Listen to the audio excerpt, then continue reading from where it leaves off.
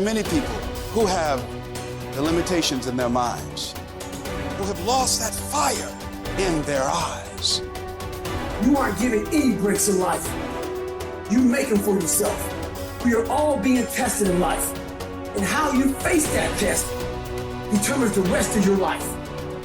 There's a lot of times where I don't know how I'm gonna move forward, but I ask myself one question: can you take another step? And that answer is always yes. Wherever focus goes, energy flows. So why don't we tap into that power now for your business and life? The part of beginning to get unstuck, you've got to decide that the behavior pattern that you have adopted doesn't work for you. You've got to change your strategies, and changing your strategy means reinventing your life, recreating you, and you have the power to do that. You want to take responsibility for your life. You can decide that you're going to change, that you're not going to be a wimp. I got me here, I can get me out of this, and I'm getting out. It's not easy reaching your dreams. It's not easy to achieve a happy and fulfilled life. It's not easy getting up every day, fighting, going through the daily struggles, getting rejected constantly, getting laughed at all the time, going through trials and tribulations, facing the pain of defeat over and over again. It is not easy, but if you do it, it is worth it. See, when people ask you, say, how you doing? Even if you're having some difficult times, say, I'm blessed and highly favored. Because anytime you wake up and you don't have a white chalk outline around your body, it's a great day. You got to tell yourself that no matter what gets in my way, I'm going to keep going. I'm going to keep moving. I'm going to keep winning. I'm going to keep surviving. It's everything that you want, because you went through that pain of that journey. It felt like he wanted to just knock you down and say, you know what? You can't do it. Understand that it's going to be trials and tribulation. That we'll have storms, but they will have sunshine after the rain.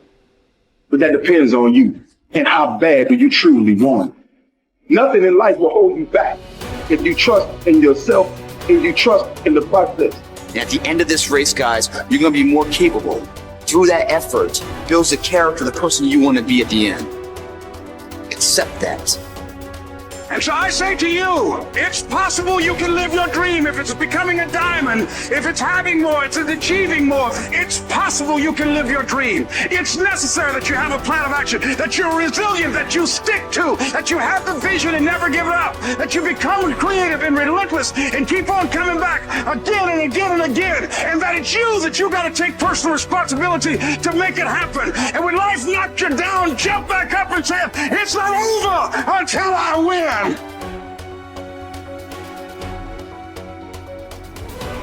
What does success look like?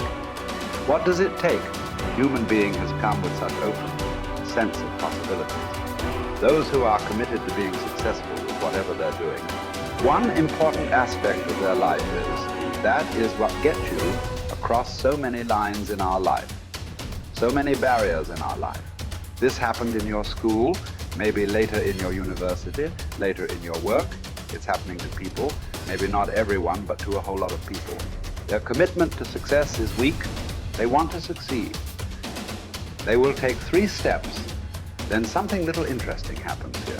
They will go away here, they will go away there, they will go away there. Hey, I want to live. Their commitment to success is weak. Either situations around them in some way, situations can impede you from doing what you're doing very easily. Many times it happens to everyone. But when this happens, people weaken their commitment for their success. Maybe physically they'll feel a little weak. They will weaken their commitment to success. Maybe their emotions slosh around a little bit. They will weaken their commitment to success. So our commitment to success should not weaken because there is social drama going on, or physiological drama, or psychological drama. Whatever happens, your commitment to success should not weaken.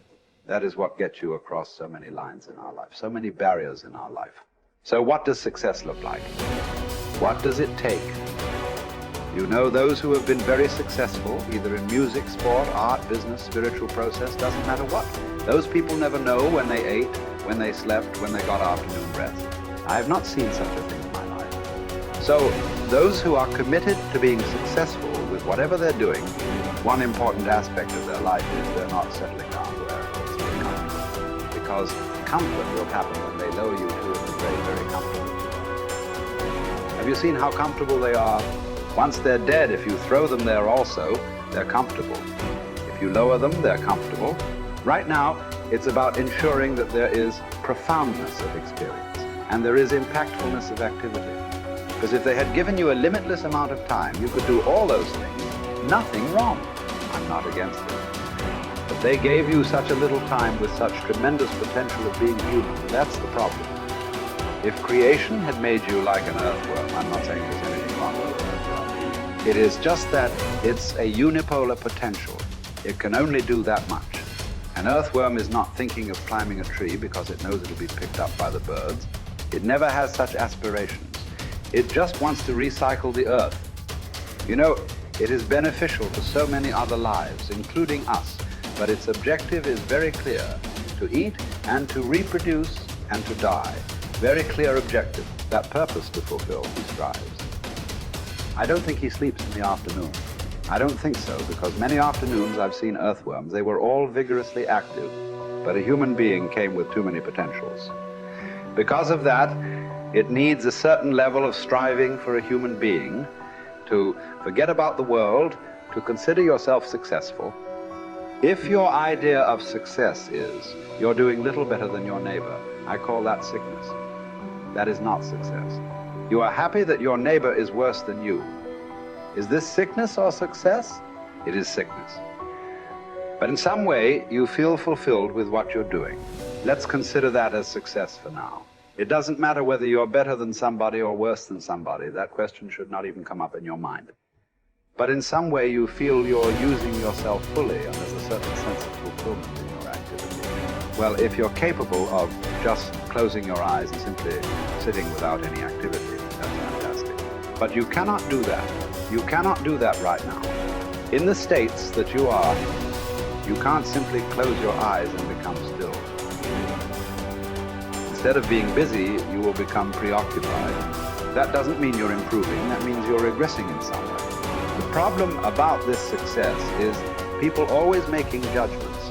I did this, I did that, maybe this didn't work, maybe this is a mistake, that's a mistake. There's no such thing in life. See, at one time you were a monkey, all right. Hey, this is not me, this is that Englishman, you know. Charles Darwin said you were all monkeys. At one time you were a monkey just a brief while ago. Was it a mistake that you committed? That you were a monkey? Or was it just a certain stage of evolution? Was it a mistake or was it just a certain stage of evolution? Similarly, since you were born, because as a human being, you're born largely unformed, unlike other creatures. Other creatures, if their food is taken care of, they know what to do with their life. Because human being has come with such open sense of possibilities. You come unformed. You don't come fixed. You have to fix yourself. Different people throw different types of balls at you. From all over, your parents, your teachers, the school, the neighbors, and society and the world throws all kinds of things at you. To gather all this muck and make something worthwhile out of yourself is your business. That's your success. It doesn't matter whether somebody thinks you're worthwhile or not. You feel you are a worthwhile life. Good enough for now. World may not recognize. It doesn't matter. But you know you are worthwhile.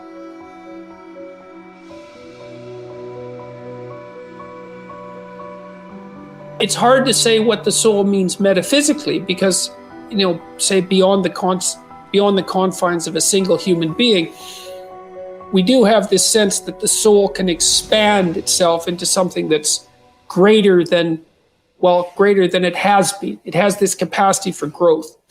And we do have the sense that the soul can expand itself to the point where it's enlightened, for lack of a better word, that it's working as efficiently as possible to transform everything that's unnecessarily painful and malevolent about the world into what's positive and good. And that it does that as a consequence of confronting the world with courage and truth. And I think that's right. And I do think that means that the soul participates in something eternal, which is the attempt of being itself to transform what's unnecessarily painful and malevolent into what's good, and that human beings actually do participate in that, and that that's part of the reason that our ancient tradition insists that we're made in the image of God. And I think that it's a mistake to underestimate the importance of that, because I don't think that you can live a life of sufficient profundity to protect yourself from being corrupted by suffering and malevolence without adopting a responsibility that's commensurate with that set of ideas. I think that you either orient yourself upward, to the star above the horizon, and try desperately to improve the structure of being, or you work at counter purposes to it and make things worse. I don't think there's a middle ground. In fact, to the degree there is a middle ground, it tilts towards the negative, because people who try to occupy the middle ground generally try to accrue the benefit, let's say, without adopting any of the risk. And that's not acceptable, not helpful. So that's a soul to me.